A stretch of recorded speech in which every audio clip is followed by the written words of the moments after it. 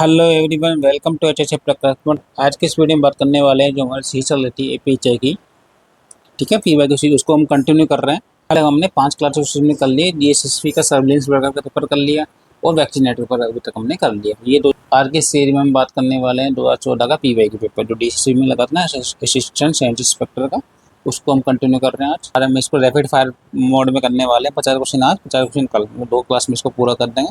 फिर बाद में अपन जो क्या बोलते हैं अपना वो हो गया ना, अभी एनडीएमसीडी का लगा था, एमसीडी का लगा था, उसको कंटिन्यू करेंगे। ठीक है, तो शुरू करते हैं आज क्लास बिना किसी देरी के, बिना किसी एक्सक्यूज के। क्वेश्चन पे जाते हैं। पहला क्वेश्चन सामने इस प्रकार आपका, इनमें से कौन सा पोषक तत्व ऊर्जा देता है? चावल, शहद, आलू, उपयुक्त सभी। बताओ आपका राइट आंसर क्या होगा इसमें? तो आपका राइट आंसर होगा उपयुक्त सभी। ठीक है, जी इसमें जो भी चीज कार्बोहाइड्रेट होते हैं अपने, ठीक है, बॉडी में मेनली सोर्स क्या काम आते हैं कार्बोहाइड्रेट? ऊर्जा प्रदान करने के लिए। जो अपना राइस हो गया, हनी हो गया, या पोटैटोज हो गया, ठीक है, ये जितने भी है। और 1 ग्राम कार्बोहाइड्रेट कितनी ऊर्जा वो देता है अपन को? 1 ग्राम कार्बोहाइड्रेट अपन देता है 4 कैलोरी ऊर्जा। ठीक है, 1 ग्राम कार्बोहाइड्रेट 4 कैलोरी, 1 ग्राम क्या बोलते हैं आपका प्रोटीन भी 4 होती है, और 1 ग्राम फैट वसा ये आपका आता है 9 KCl। ठीक है, नेक्स्ट क्वेश्चन इस पर आपका सेकंड, निम्नलिखित में से किसमें सल कार्बोहाइड्रेट है? मक्का, शहद, शकरकंद, गेहूं। बताओ आपका राइट आंसर क्या होगा इसमें? तो आपका right answer option number B, शहद। ठीक है, शहद बिल्कुल सल कार्बोहाइड्रेट के रूप में आता है। मक्का, शकरकंद ये मतलब इसके अंदर फाइबर की मात्रा ज़्यादा होती है। मक्का, शकरकंद इनके हम रेसेस के रूप में जुड़े होते हैं, मतलब एक जटिल कार्बोहाइड्रेट के रूप में इन्हों गिना जाता है। लेकिन सॉफ्ट कार्बोहाइड्रेट, सिंपल कार्बोहाइड्रेट या सल कार्बोहाइड्रेट के रूप में आपको शहद। और ये क्वेश्चन यहाँ से क्वेश्चन पूछता है, ये भी सॉरी वैक्सीनेटर के अंदर क्वेश्चन पूछा था, निम्न में से कौन सा कार्बोहाइड्रेट नहीं है? तो उसके सॉरी निम्न में से किस में कार्बोहाइड्रेट पाया जाता है? ये स्टार्च पाया जाता है, तो आलू उसका आंसर था। तो वो क्वेश्चन पूछा हुआ था, तो ये इंपॉर्टेंट है, इनको पढ़ते चलना। ठीक है, नेक्स्ट आपका थर्ड, निम्नलिखित में से किस पोषक तत्व की आवश्यकता शरीर में पुरानी और क्षतिग्रस्त कोशिका को मरम्मत के लिए पड़ती है? कार्बोहाइड्रेट, जल, प्रोटीन या जटिल रेशे। अब बताओ पुरानी क्षतिग्रस्त कोशिका को मरम्मत कौन करता है? प्रोटीन करता है। ठीक है, और प्रोटीन बनाता है इम्यूनो सेल से, इम्यूनो एसिड से प्रोटीन बना होता है, सबको पता है। इम्यूनो एसिड काफ़ी मात्रा में जुड़कर पॉलीमर संरचना बनाकर प्रोटीन का निर्माण करते हैं। उत्तकों का मतलब जैसे काफ़ी सारे टिश्यू जुड़कर कोशिका का निर्माण करते हैं, फिर कोशिका काफ़ी सारे जुड़कर उत्तकों का निर्माण करती है, उत्तक जुड़ के मांसपेशियों का निर्माण करती है, कोशिकाओं का निर्माण करती है। तो शरीर में जो मरम्मत वगैरह टूट फूट के लिए जो अभी आवश्यकता होती है, जो प्रोटीन के लिए उसके आवश्यकता होती है, प्रोटीन की वजह से हम इसमें वर्क कर सकते हैं। तो इसका answer option number C, protein. ठीक है, नेक्स्ट आपका, इसको बॉडी बिल्डिंग फूड भी बोलते हैं अपन, ध्यान रखना। बॉडी बिल्डिंग फूड क्वेश्चन पूछा हुआ है, बॉडी बिल्डिंग फूड प्रोटीन दालों को बोलते हैं, ये क्वेश्चन पूछा हुआ है। फोर्थ क्वेश्चन आपका, मानव में वृद्धि और विकास के लिए आवश्यक मुख्य लक्षण पहचानिए। लोहे, कैल्शियम, ग्लूकोज, आयोडीन। बताओ आपका राइट आंसर क्या होगा? Calcium, glucose, iodine. बताओ आपका राइट आंसर क्या होगा? आप ना एक काम करो, सॉरी आप ना सीधा क्वेश्चन आप, जैसे आपने बिल्कुल नहीं पढ़ा, मैं मानता हूँ आपने बिल्कुल नहीं पढ़ा, एक होता है ऑप्शन एलिमिनेशन करना। ठीक है, ऑप्शन एलिमिनेशन करना कोई वो नहीं है। अगर आपको आंसर में नहीं आ रहा ना, आप थोड़ा बहुत ही पढ़ो इसके बारे में, तो आप आंसर कर जाओगे। जैसे देख क्वेश्चन आपको सामने है, आपको क्वेश्चन करने का तरीका बताता हूँ। मानव में वृद्धि और विकास के लिए मुख्य लवण पहचानिए, वृद्धि और विकास के लिए। ठीक है, आयोडीन क्या काम आता है आपका? आयोडीन काम क्या आता है? आयोडीन आपका आता है जो क्या बोलते हैं घेंगा वगैरह रोग हो जाता है उनको रोकने के लिए शरीर में। ठीक है, आयोडीन की मात्रा जरूरी होती है। ठीक है, लोहा क्या काम आता है आपका? लोहा आपका आता है खून, ब्लड के अंदर। लोहा का क्या काम आता है? ब्लड के अंदर काम आता है, सबको पता है। ग्लूकोज क्या काम आता है? ग्लूकोज मतलब शरीर के अंदर ग्लूकोज का स्तर क्या काम आता है? मतलब रक्त शर्करा को मेंटेन करने के लिए। ठीक है, तो ये तीनों ऑप्शन तो होंगे नहीं। और मानव वृद्धि विकास के लिए क्या आता है? कैल्शियम। कैल्शियम क्या आता है? अपने हड्डी वगैरह विकास के लिए उपयोगी है, तो उसका राइट आंसर होगा कैल्शियम। तो आप ऐसे ऑप्शन एलिमिनेट करके कर सकते हो क्वेश्चन, ऑप्शनों को मतलब तो जैसे 2-3 ऑप्शन काट के आंसर निकाल सकते हो, अगर आपको थोड़ा बहुत भी नॉलेज है तो इस प्रकार आप क्वेश्चन सोल्व कर सकते हो। आपको क्वेश्चन नहीं आ रहा है तो, अगर क्वेश्चन आ रहा है तो आप करके निकल लो आगे, क्या दिक्कत है। तो आपका राइट ऑप्शन नंबर बी, ठीक है। नेक्स्ट आपका क्वेश्चन नंबर 5th, अनीमिया वह स्थिति है जहाँ रक्त पर्याप्त हीमोग्लोबिन नहीं रहता भारत में, इसका मुख्य कारण क्या है? लोहे की कमी, विटामिन बी की कमी, विटामिन ए की कमी या आयोडीन की कमी। बताओ आपको राइट आंसर क्या होगा इसमें। अभी मैंने आपको ऊपर बताया था, मैंने इसके अंदर अभी मैंने आपको ऊपर बताया था इसके अंदर कि खून वगैरह या ब्लड वगैरह के अंदर आयरन की वो मात्रा अधिक होती है। आयरन की मात्रा ब्लड के अंदर कम होने से एनीमिया की शिकायत होती है, ठीक है। तो इसका राइट आंसर होगा एनीमिया। एनीमिया हीमोग्लोबिन के अंदर आयरन की मात्रा होती है, तो राइट आंसर होगा ऑप्शन नंबर ए, लो है। विटामिन बी की कमी से कौन सा होता है? Berry berry. विटामिन ए की कमी से कौन सा होता है आपका? विटामिन ए की कमी से, विटामिन की कमी से होता है रतौंधी, मतलब नाइट ब्लाइंडनेस, कलर ब्लाइंडनेस, और क्या बोलते हैं आपका बिटोट स्पॉट, ठीक है। और कसरे में भी आपकी विटामिन ए की कमी हो जाती है, तो विटामिन ए की खुराक देते हैं, तो ये इसमें काम आता है। आयोडीन किसमें काम आता है? गैंग्रीन रोग वगैरह को कंट्रोल करने में, ठीक है। नेक्स्ट आपका 6 क्वेश्चन, एक संतुलित आहार में खाद्य पदार्थों के समूह की संख्या शामिल है? 2, 3, 4 या 5। इंपॉर्टेंट क्वेश्चन है, बताओ आपका राइट आंसर क्या होगा इसमें। बताओ, तो आपका राइट आंसर होगा ऑप्शन नंबर डी, 5। तो आपके 5 संतुलित आहार में खाद्य समूह होना आवश्यक है, ठीक है। नेक्स्ट आपका 7th क्वेश्चन, भोजन की योजना बनाते समय निम्न में से किससे प्राथमिकता दी जाती है? भावनात्मक, दुर्लभ भोजन, मौसमी भोजन, मनोवैज्ञानिक आवश्यकता। बताओ आपको राइट आंसर क्या होगा। बताओ राइट आंसर क्या होगा। तो आपका राइट आंसर होगा option number C, seasonal food. क्यों होगा? क्योंकि सीजनल फूड से आपसे मतलब है जो उस समय आपको सीजनल फूड मिल रहा है तो ताज़ा मिलेगा। ताज़ा के अंदर ताज़ा कार्बोहाइड्रेट प्रोटीन आपको मिलेंगे, तो शरीर के लिए बहुत ही बेनिफिशियल होता है, ठीक है। पुरानी चीज़ें यूज़ करने से शरीर के अंदर बीमारियां वगैरह पैदा हो सकती हैं और कुछ भी हो सकता है, इसलिए सीजनल फूड होना आवश्यक है, ठीक है। नेक्स्ट आपका क्वेश्चन नंबर 8, इनमें से किससे फल पकते हैं? एंजाइम, सूक्ष्मजीव, कैल्शियम या फास्फोरस। बताओ आपका राइट आंसर क्या होगा। तो आपका राइट आंसर ऑप्शन नंबर ए, एंजाइम से, ठीक है। नेक्स्ट आपका क्वेश्चन नंबर 9, प्रशीतन द्वारा भोजन का परीक्षण कितने तापमान पर आदर्श है? 9 से 120 डिग्री सेंटीग्रेड, 10 से 15 डिग्री सेंटीग्रेड, 40 से 70 डिग्री सेंटीग्रेड, 110 डिग्री सेंटीग्रेड। बताओ आपका राइट आंसर क्या होगा इसमें। तो ऑप्शन नंबर डी आपका राइट आंसर होगा 1 से लेकर 10 डिग्री सेंटीग्रेड। नेक्स्ट आपका क्वेश्चन नंबर 10, दूध को उच्च ताप पर गर्म करके तुरंत ठंडा करना कहलाता है? बाष्पीकरण या पिघलाना या हिमांक या पार्श्वीकरण। बताओ आपका राइट आंसर क्या होगा। बताओ आपका right answer option number D, पार्श्वीकरण, ठीक है। नेक्स्ट आपका क्वेश्चन नंबर 11, जहाँ उद्योगों में सल्फर डाइऑक्साइड निकलता है और मोटर वाहन नाइट्रोजन यौगिक निकलते हैं, वहाँ वर्षा का पीएच 2 तक पहुँच जाता है, परिणामी वर्षा कहलाती है? अम्ल वर्षा, क्षारीय वर्षा, एल्काइन वर्षा या शुद्ध वर्षा। तो आपका ऑप्शन नंबर ए, अम्ल वर्षा, जो होती है आपकी SO2 और NO2 के कारण, ठीक है। नेक्स्ट आपका 12, ओजोन परत में कितने प्रतिशत त्वचा कैंसर या आंखों के लेंस का मोतियाबिंद होता है? 10 से 20%, 20 से 25%, 30 से 40% या 5 से 10%। बताओ आपका राइट आंसर क्या होगा इसमें। तो ऑप्शन नंबर डी आपका राइट आंसर होगा इसमें, ठीक है, 5 से 10%। नेक्स्ट आपका 13, हरित गृह प्रभाव निम्नलिखित में से किस प्रदूषक के द्वारा होता है? नाइट्रोजन यौगिक, कार्बनिक यौगिक, निलंबित कण पदार्थ या सूती रेसे। बताओ आपका राइट आंसर क्या होगा। तो आपका right answer option number B, carbon di, तो कार्बन कंपाउंड मतलब कार्बन डाइऑक्साइड, CO2 हो गया, ठीक है, CH4 मीथेन हो गया, तो इन सब से होता है। ऑप्शन नंबर बी आपका राइट आंसर होगा, ठीक है। नेक्स्ट आपका 14, जब मृदा कणों में समछिद्र स्थान जल से संतप्त हो जाते हैं तो ये गहराई कहलाती है। ऑस्ट्रेलियन को नदी प्रवाह की गहनता या जल गहनता या जल स्तर। बताओ आपका राइट आंसर क्या होगा इसमें।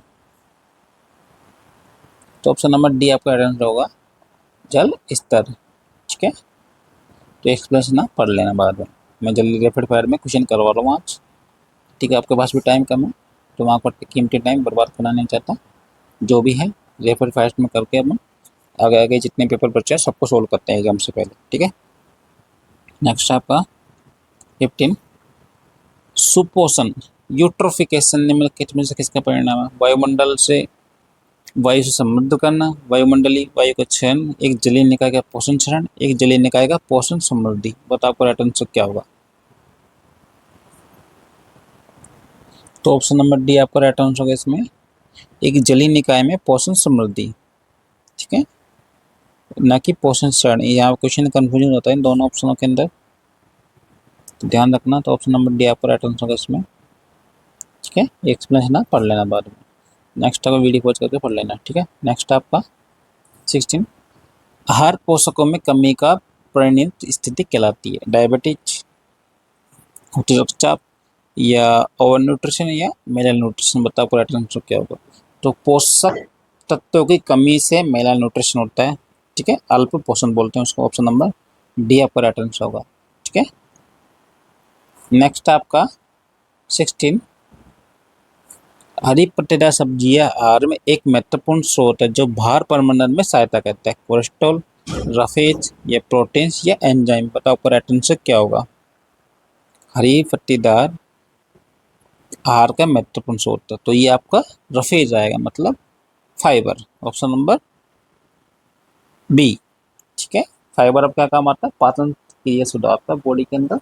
तो जिनको भी पाचन क्रिया में दिक्कत है तो आप वो हरी सब्जी वगैरह खाए, मतलब पर्याप्त मात्रा में फाइबर ले, जिससे उनकी जो क्या बोलते हैं पेट की गड़बड़ी वगैरह, तो क्या बोलते हैं कब्ज वगैरह, अपच वगैरह ठीक हो सके। ठीक है, नेक्स्ट आपका 18 वृक्षकों का अत्यधिक गिरना एक प्रणालीगत एक परिघटना में बदला जा सकता है जिसे कहते हैं मरुस्थलीकरण, पुनर्चक्रण, वर्णीकरण या वाष्पोर्जन। बताओ आपको राइट आंसर क्या होगा। वृक्ष को गिरना, इस प्रणाली को क्या बोलते हैं, बोलते हैं मरुस्थलीकरण। ठीक है, वृक्षों को कम होना। तो ऑप्शन नंबर ए आपका राइट आंसर होगा इसमें। ठीक है, मरुस्थलीकरण में क्या होता है, वृक्ष वगैरह की मात्रा कम हो जाती है और मिट्टी वगैरह जो मृस्थलीय होते हैं वो आगे बढ़ने लगता है। तो मरुस्थलीकरण को रोकने के लिए हमें से वनीकरण करना आवश्यक है, मतलब पेड़ पौधे ज़्यादा से ज़्यादा मात्रा में होगा उस जगह में तो मरुस्थलीकरण रुक सकता है। ठीक है, नेक्स्ट आपका 19 वन आरक्षण बड़े स्तर पर वृक्षों की कटाई, कृषि तथा अन्य प्रयोगों से हेतु साफ किए जाने से कम हो रहा है। ठीक है, इस परिघटना का वर्णन करने के लिए कौन सा शब्द प्रयोग किया जाता है। अतिचराई, वनोन्मूलन, शहरीकरण या औद्योगिकरण। बताओ आपको राइट आंसर क्या होगा। तो ऑप्शन नंबर बी आपका राइट आंसर होगा इसमें वनोन्मूलन। ठीक है, डिफोरेस्टेशन मतलब पेड़ों को कम करना। ठीक है, वनीकरण मतलब होता है पेड़ों की मात्रा बढ़ाना। ठीक है, नेक्स्ट आपका 20 विकासशील क्षेत्रों में ऊर्जा का प्राथमिक स्रोत है औद्योगिक गैस, बायोगैस, लकड़ी का ईंधन या विद्युत। बताओ आपको राइट आंसर क्या होगा। तो आपको right answer option number C लकड़ी का ईंधन। ठीक है, विकास जिस क्षेत्र में ऊर्जा का प्राथमिक स्रोत लकड़ी का ईंधन होता है। नेक्स्ट आपका क्वेश्चन नंबर 21 निम्नलिखित में से कौन सा एक कथन गहन कूप की सर्वश्रेष्ठ व्याख्या करता है। प्रथम अभेद प्रांत के ऊपर से जल निकलता है, शुद्ध जल निकलता है, समग्र रूप से संदूषित होता है। ठीक है, ग्रीष्म ऋतु में सामान्य सूख जाता है। बताओ राइट आंसर क्या है। गहन कूप, गहन कूप में क्या होता है, शुद्ध जल निकलता है। और प्रथम अभेद प्रांत पर ऊपर जो जल निकलता है हम उसको बोलते हैं उथला कुआं, सैलो वेल, मतलब उथला कुआं मतलब ऊपरी मात्रा में क्या बोलते हैं पानी निकलना। ठीक है, और डीप वेल किसको बोलते हैं, गहरी मात्रा में जो, ठीक है, जिसमें शुद्ध जल निकलता है। तो ऑप्शन नंबर बी आपका राइट आंसर होगा इसमें। ठीक है, शुद्ध जल निकलता है। तो वेल्स भी इंपॉर्टेंट है, पढ़ लेना आप। ठीक है, 22 निम्नलिखित में से कौन सा स्वच्छ जल स्रोत है? स्वच्छता कूप, नदियाँ, समुद्र जल या छिछला कूप, सैलो ओपन वेल।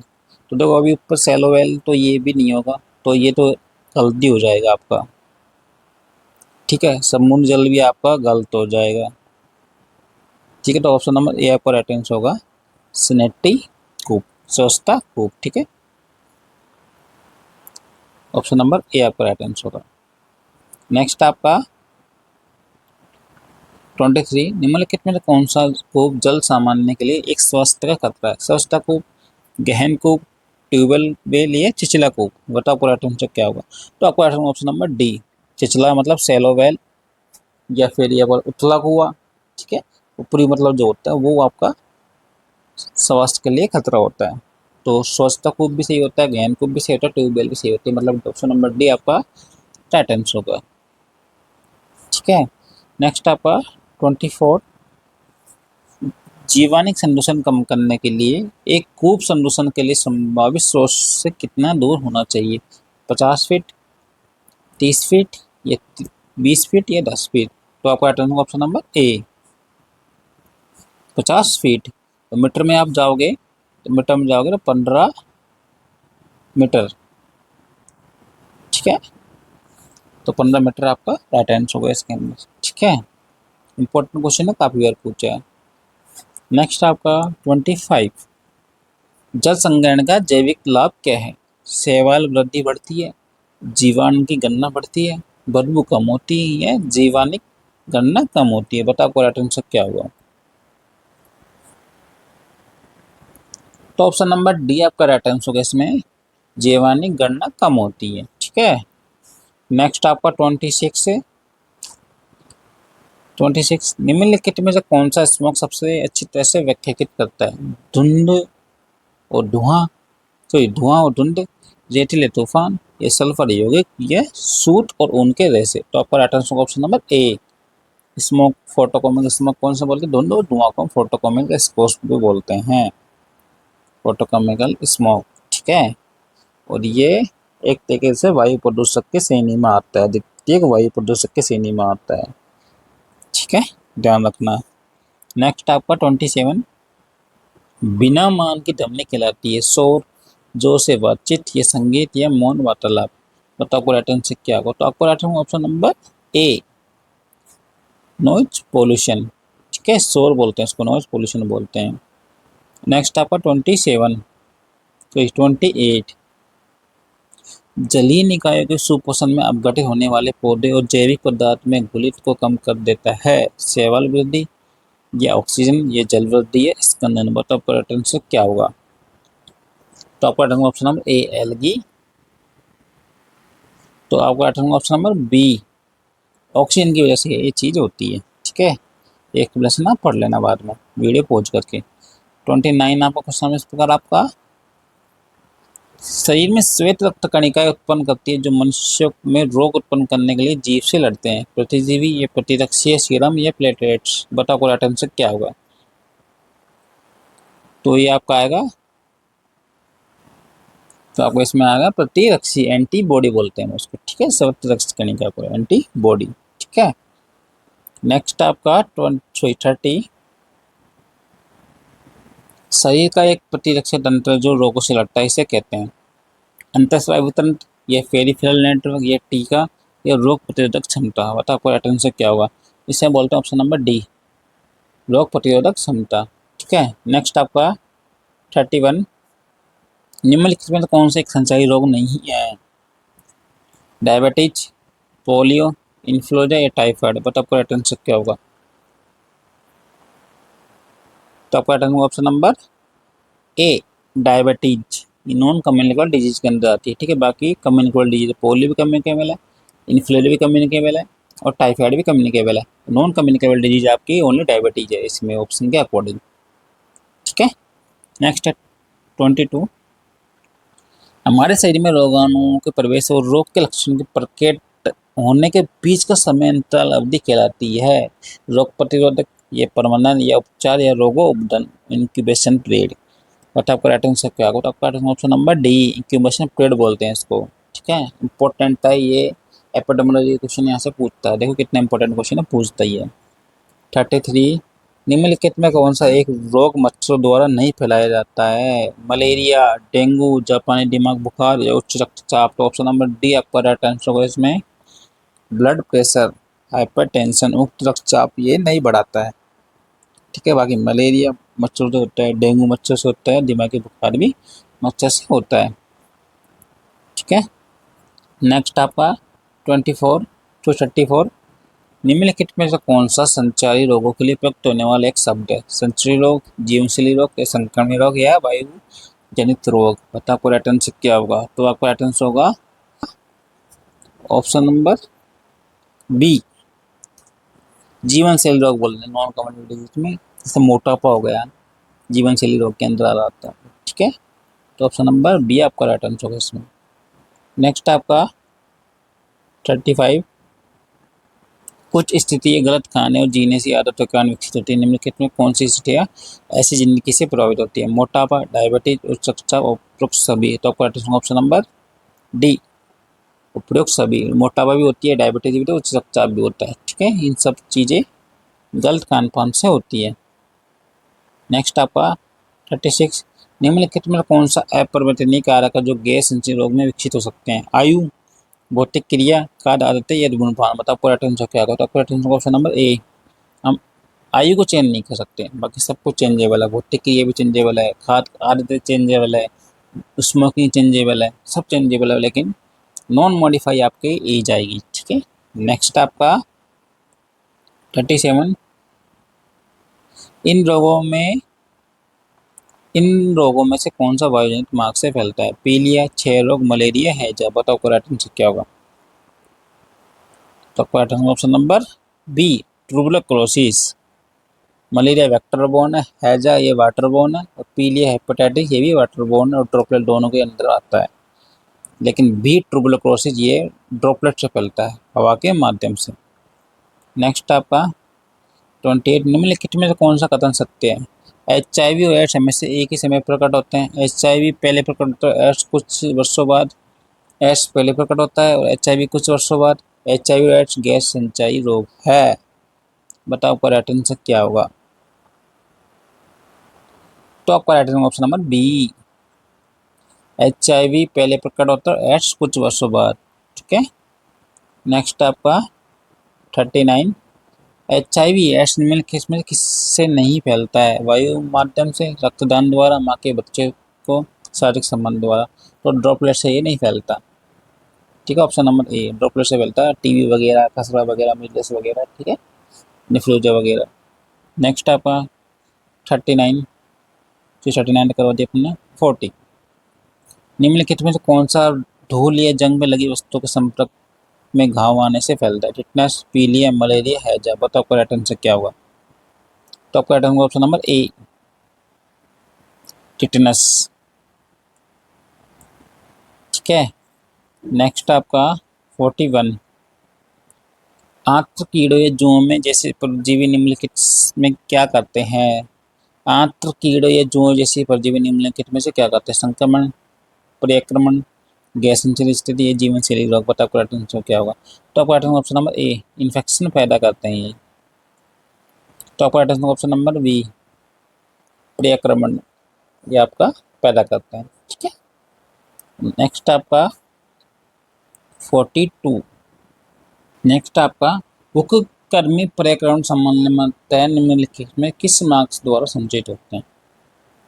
उपकर्मी पर्यावरण सामान्यतः निम्नलिखित में किस मार्ग द्वारा संचित होते हैं? त्वचा लाल संक्रमण, जलजनित या मृदा संपर्क की प्रत्यक्ष संक्रमण। बताओ आपका राइट आंसर क्या होगा?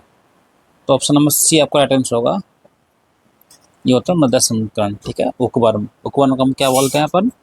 अंकुशकर्मी भी बोलते हैं, ठीक है।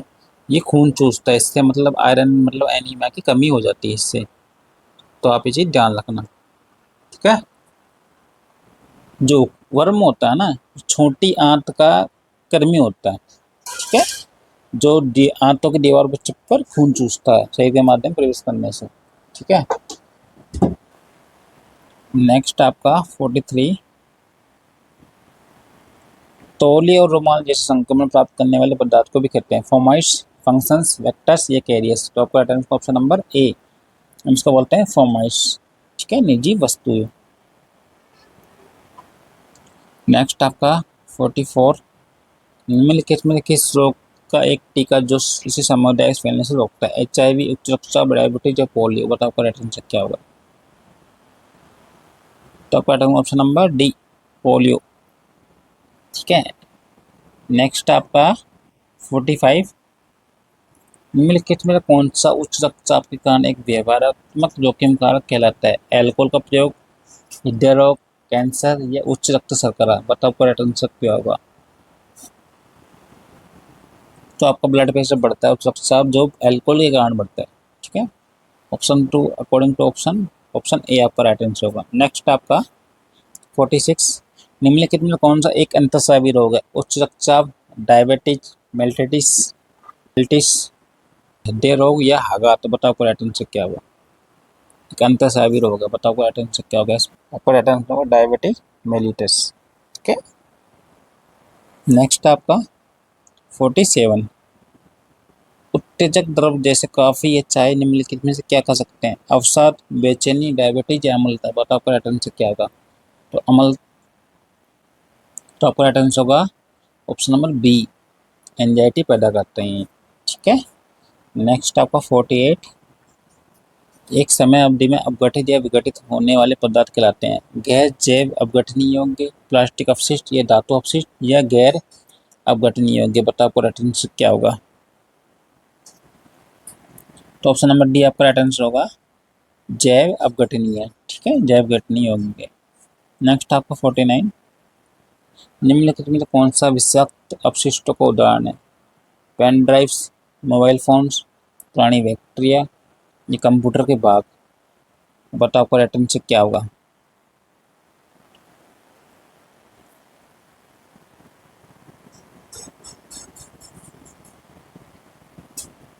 तो आपका right answer option number C, पुरानी बैटरियाँ। ठीक है, ये हमारी टेस्ट सीरीज है DSSB की। ठीक है, इसके अंदर मतलब 8 PYQ टेस्ट है और 7 फुल मॉक टेस्ट है। इसके अलावा हमने 2 से 3 टेस्ट एक्स्ट्रा करवाने वाले हैं इसके अंदर। ठीक है, टोटल 15 टेस्ट है। जो हमारी ऑल इंडिया सीरीज है उसके फ्री मॉक सब इसके अंदर डाल दिए। जितने भी ऑल इंडिया सीरीज के जितने भी सीरीज हुई हैं उनके जो क्वेश्चन हमने उसके अंदर सीधे आपको प्रोवाइड करवा दिए। ये आपको बायलिंगुअल मिलने वाली है। 1/4 की इसमें नेगेटिव मार्किंग होती है। ठीक है, जिसमें अनलिमिटेड अटैम्प्ट दे सकते हो आप, जितना चाहिए उतने अटैम्प्ट दे सकते हो। ठीक है, अगर आपको ये TC ज्वाइन करनी है तो आप हमारे इस नंबर पर कॉन्टैक्ट कर सकते हो। 299 इसकी फ़ीस है, ऑफर प्राइस। बाकी इसकी फ़ीस हमने कम कर दी है। ठीक है, इसके अंदर मतलब आपको 8 तो मतलब DSSB के जो पेपर है ना कंटिन्यू, आपको सीधे PYQ जो एक्चुअल मॉक फॉर्मेट आपको मिल जाएंगे। ठीक है, और साथ आपको न्यू फॉर्मेट में आपको मॉक मिलेंगे। तो जो भी बच्चा अपनी प्रैक्टिस करना चाहता है और अपनी जो चीज़ें हैं, अपनी चीज़ें इम्प्रूव करना चाहता है, अपनी कमी पहचानना चाहता है कि मेरे अंदर क्या कमी है, किस टॉपिक के अंदर कमी है, तो आप ये टेस्ट ज़रूर ज्वाइन करना। ठीक है, तो चलिए क्लास में चलते हैं। अपनी जो लास्ट क्वेश्चन बचा उसको सॉल्व करते हैं। नेक्स्ट क्वेश्चन आपका 15, मानव शरीर में इनमें से किस प्रकार का जलन जानलेवा? एक ऊपरी घाव, 20% से अधिक भाग वाली आंशिक मोटाई जलन, 20% से कम भाग वाली आंशिक मोटाई जलन, अप्रोक्सीमेट कोई नहीं। तो ऑप्शन नंबर बी आपका राइट आंसर होगा, 20% से अधिक वाली आंशिक मोटाई में जलन। ठीक है, इसमें रूल ऑफ 9 का उपयोग करते हैं। रूल ऑफ 9 का उपयोग करते हैं बर्निंग साइट का परसेंट जानने के लिए। ठीक है, तो ये थे अपने आज के पूरे 50 क्वेश्चंस। ठीक है, पहला पार्ट हमने कर लिया 50 क्वेश्चन। रैपिड फायर रिवीजन करवा रहा हूँ आपका। मैं चाहता तो एक्सप्लेन कर सकता था। एक्सप्लेन में क्या है कि है ना, आपके जैसे आज 20 ही क्वेश्चन हो पाते, 4-5 दिन लग जाते। मैं चाहता हूँ कि आपको इसको 2 पार्ट में फुल करा के आगे निकल जाऊँ। फिर आगे जितने भी आपके जो लेटेस्ट PYQ हैं, ठीक है, DSSB के 24-25 के लगे हैं जो भी, हम उसमें तुरंत आपका एक्सप्लेनेशन करेंगे। आप जैसा बोलोगे ना सर एक्सप्लेनेशन के साथ पढ़ाओ, तो आप कमेंट बॉक्स कर देना। आप कमेंट बॉक्स में बोलना सर एक्सप्लेनेशन के साथ पढ़ाओ। अगर आप बोलोगे सर रैपिड फायर चलने दो, तो मैं रैपिड फायर चलने दूंगा। आप जैसा बोलोगे आप हम वैसा करेंगे। ठीक है, तो कई कमेंट आए थे पिछली वीडियो में कि सर रैपिड फायर रिवीजन कराओ, तो मैं आपका रैपिड फायर रिवीजन करवा रहा हूँ। 50 क्वेश्चन हमने आज कर लिए, 50 क्वेश्चन हम नेक्स्ट वीडियो में करेंगे। ठीक है, तो चलिए मिलते हैं नेक्स्ट सेशन में, जब तक प्रैक्टिस करते रहिए यानी मुस्कुराते रहिए हेल्थ बॉडी की तरह। धन्यवाद एंड राम राम। आपका दिन शुभ हो। जय श्री राम।